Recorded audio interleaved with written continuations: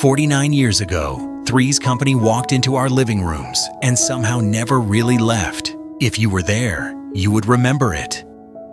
Jack Tripper stumbles through another misunderstanding. Janet is trying to keep the apartment together. Chrissy saying something so innocent the whole room laughed, and the Ropers listening downstairs like they already knew trouble was coming. Back then, it was just funny. But nearly half a century later, the story of the Three's Company cast feels very different. Some of the actors who made us laugh are gone now. Some walked away from Hollywood. Some carried painful memories from behind the scenes. And a few familiar faces are still here in 2026, carrying the last living pieces of Apartment 201. So today, we are looking back at the Three's Company cast then and now, where they are after 49 years, what happened when the camera stopped, and why this sitcom still feels like a memory we shared with the people we loved. Stay until the end, because the answer is not only where they are now, it is why Three's Company still feels like home. We have to begin with John Ritter, because for many fans, Three's Company begins the moment Jack Tripper enters the room. Jack did not simply walk into a scene. He crashed into it, tripped through it, slipped around it, and somehow turned every misunderstanding into something physical, funny, and unforgettable. He was a struggling culinary student living with Janet and Chrissy. To satisfy the landlords, Jack had to pretend to be gay, and that one secret powered years of slammed doors, double meanings, wrong assumptions, and perfectly timed panic. But the reason it worked was John Ritter. He had the charm of the boy next door and the body control of an old-school physical comedian. A couch, a kitchen door, a ladder, or a simple turn across the living room could become a full comedy scene in his hands. Fans still remember the pratfalls. They remember the wild reactions. They remember the famous dance in Up in the Air.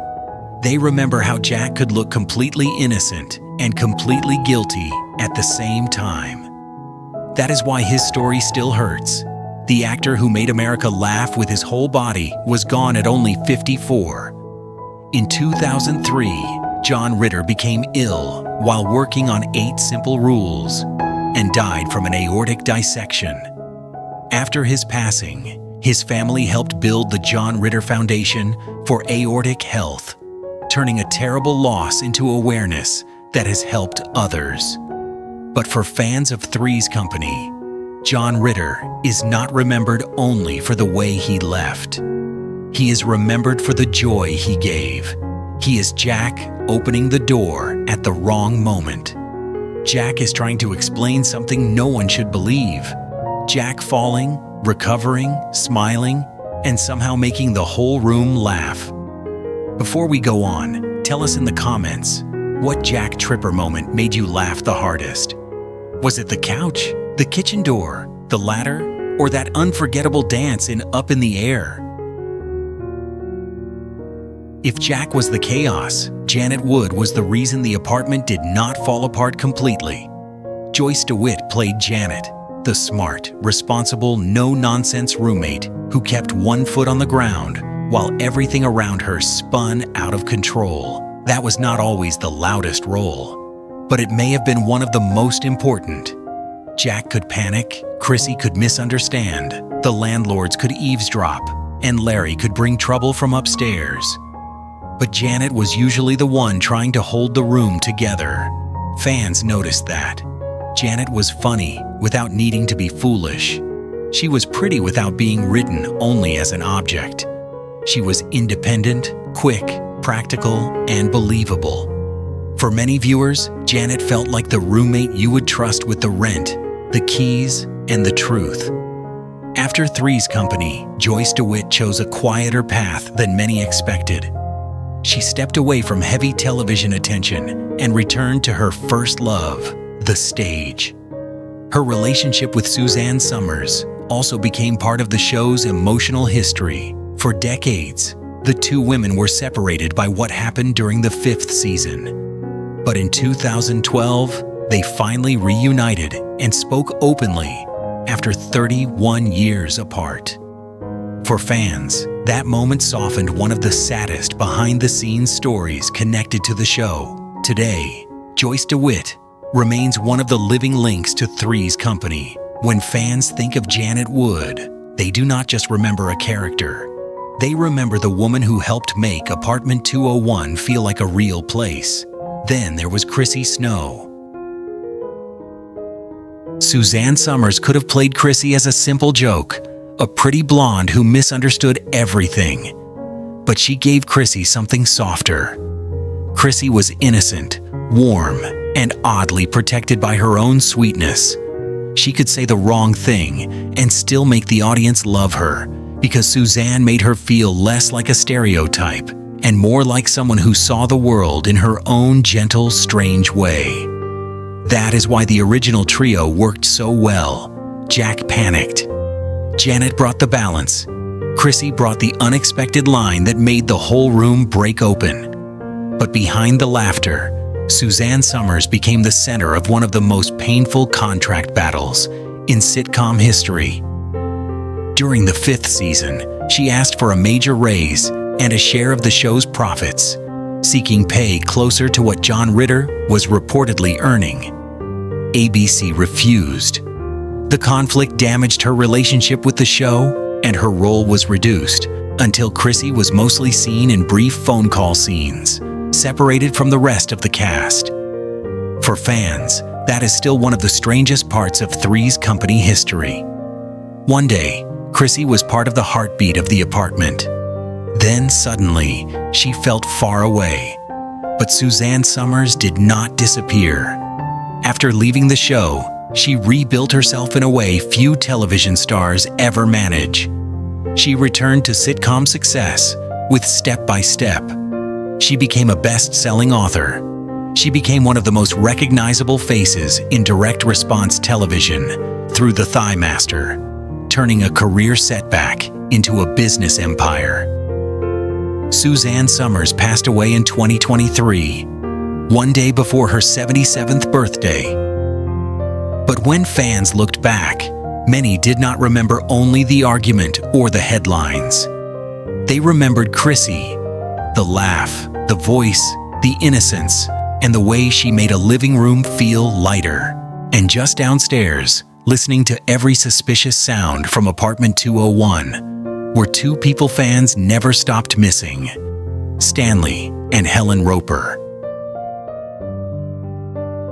Before Mr. Furley ever walked through that building, there were the Ropers. Stanley was suspicious, cheap, cranky, and always convinced the kids upstairs were hiding something from him. Helen was warmer, sharper, and usually 2 steps ahead of her husband. Norman Fell played Stanley with one of the most unforgettable looks in sitcom history. He could deliver a sarcastic line, turn toward the camera, give that little smirk, and suddenly the audience felt like it was part of the joke. Audra Lindley made Helen more than just a frustrated wife in bright clothes. With her red hair, bold jewelry, and flowing caftans, Helen looked like no one else on television. But underneath the comedy, she had heart. She understood the roommates, and in many ways, she quietly protected Jack, Janet, and Chrissy from Stanley's suspicions. That is why fans still miss the Ropers.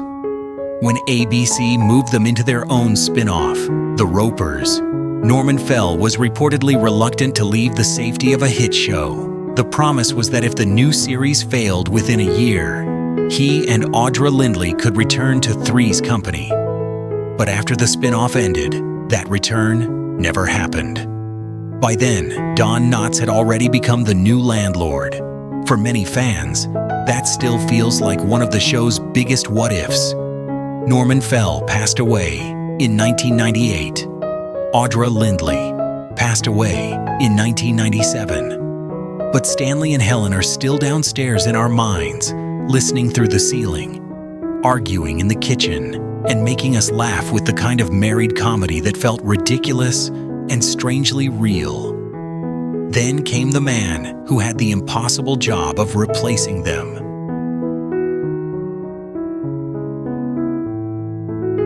Replacing the Ropers should have been impossible, but if anyone knew how to turn nervous energy into comedy, it was Don Knotts. By the time he joined Three's Company, Don Knotts was already a television legend. Millions knew him as Barney Fife from The Andy Griffith Show, the anxious deputy with one bullet, trembling confidence, and a heart much bigger than his courage. As Ralph Furley, he entered a very different world. Furley wore loud leisure suits, ascots, and a toupee.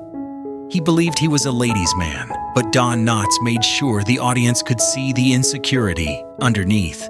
That was why Furley worked. He was silly, but he was not empty under all the poses and panic.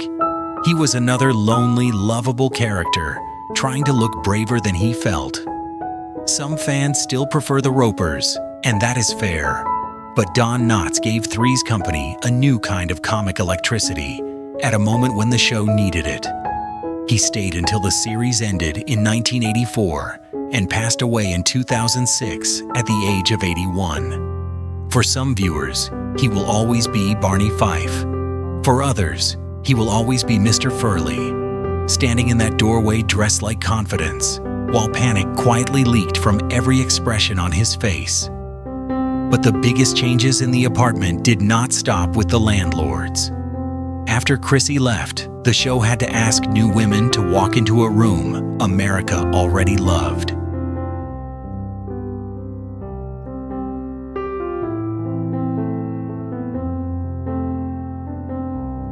Priscilla Barnes arrived as Terri Alden at one of the hardest possible times.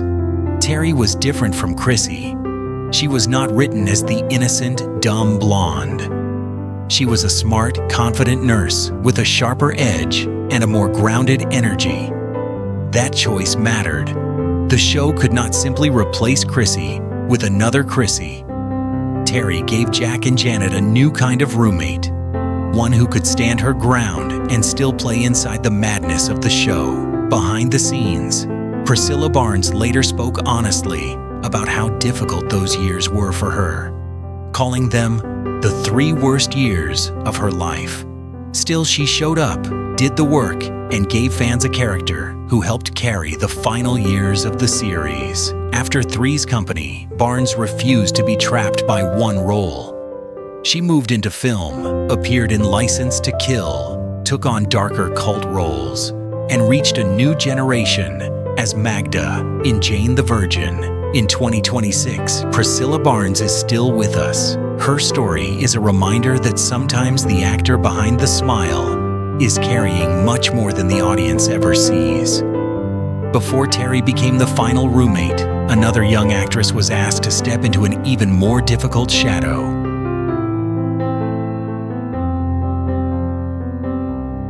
Jenilee Harrison had to enter Three's Company while America was still asking what had happened to Chrissy Snow. She played Cindy Snow, Chrissy's cousin, a sweet and accident-prone farm girl from Fresno. Cindy was not written to be another Chrissy. Instead, the writers made her clumsy, physical, and eager to help, which usually meant she caused trouble without meaning to. Jenilee came in during one of the most tense transitions in the show's history. Suzanne Somers was still technically under contract, viewers were still adjusting, and the apartment no longer felt exactly the same. Still, Jenilee handled a difficult job with warmth. She later spoke kindly about the cast, saying John Ritter and Joyce DeWitt welcomed her and treated her like a little sister. After Three's Company, she moved on to Dallas, then stepped away from acting, and retired from show business in 2002. In 2026, Jenilee Harrison is still with us. For fans, Cindy Snow remains part of that strange chapter when the apartment was changing, but the show was still trying to make America laugh. And then there was Larry Dallas.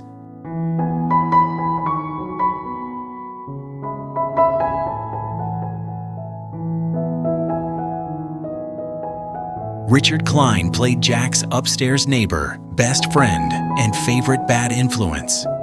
Larry was a used car salesman, a ladies' man, and the kind of friend who could make a bad idea sound like a weekend plan. He was not one of the 3 roommates, but he became part of the apartment's heartbeat. When Larry appeared, you knew the truth was about to get bent, stretched, or completely buried under another lie. Somehow, Richard Kline made him charming instead of simply sleazy. Kline was originally brought in for what could have been a one-time appearance, but Larry worked so well that he stayed. Off-screen, Kline and John Ritter became genuinely close, and that warmth helped make their friendship believable on screen. Richard Kline is still with us in 2026. After Three's Company, he built a long career in theater, directing, and stage work. For this Then and Now story, he gives us something important, a living connection to the world Jack Tripper left behind. There was also one actress whose time on the show was short, strange, and still worth remembering. Wedgeworth played Lana Shields, an older, confident neighbor who pursued Jack Tripper. On paper, the idea was simple. Lana wanted Jack, and Jack kept trying to get away. But John Ritter reportedly felt the setup did not make sense for Jack, because Jack had already been written as charming, flirtatious, and interested in women. After only a handful of episodes, Lana was gone. Wedgeworth was not a weak performer. She was a Tony Award winner for Neil Simon's Chapter 2, and later became familiar to many viewers through Steel Magnolias and Evening Shade. She passed away in 2017 at the age of 83. Even though Lana did not stay long, her story matters, because sometimes a show does not know what to do with a talent that is bigger than the joke.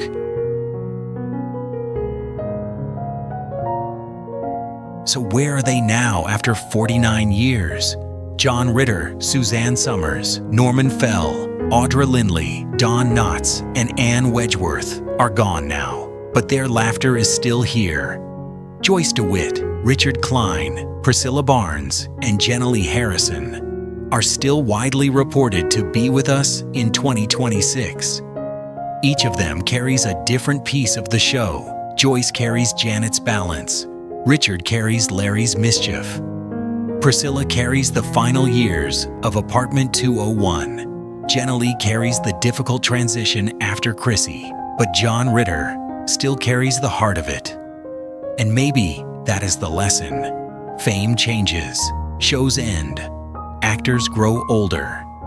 An actor or actress may leave the screen, step away from Hollywood, or be remembered for only one role. But if they made people laugh in a room with their family, that memory can last for a lifetime. For many fans, Three's Company is not only a sitcom from 1977. It is a living room, a family laugh, a rerun on a quiet afternoon, and a memory of being younger, sitting with people you loved, and feeling for half an hour that life could be simple. That is the real then and now. It is not just what the actors and actresses looked like then or where they are now. The real then and now is what happened to us. We were younger when we first met them. The apartment was louder. The jokes were lighter. The people beside us on the couch may not all be here anymore, but the memory is. Now I would love to hear your story. Did you watch Three's Company when it first aired? Or did you discover it later in reruns? Who made you laugh the most? Jack, Janet, Chrissy, the Ropers, Mr. Furley, Larry, Terri, Cindy, or Lana? Share your memory in the comments, because for many of us, these then and now celebrity stories are not just about old television. They're about the people, the rooms, and the years we can never quite return to, except through memory. If you enjoyed this look at the Three's Company cast then and now, please like the video, subscribe, and stay with us for more stories about classic actors, actresses, then and now, movie cast memories, and the celebrities who shaped the television we grew up with.